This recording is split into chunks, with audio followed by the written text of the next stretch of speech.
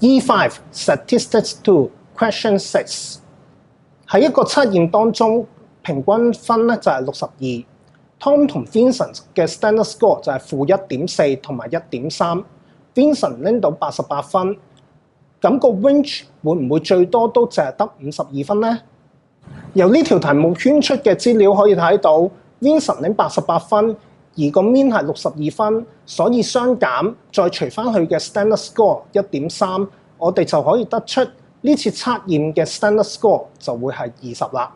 而由 Tom 同 Vincent 相差嘅 standard score 1.4減-1.3，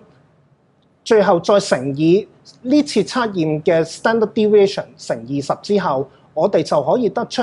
Vincent 同埋 Tom 嘅分數相差係54，所以比起原本話呢個 range 係52嘅為大，所以呢句 statement 係唔正確嘅。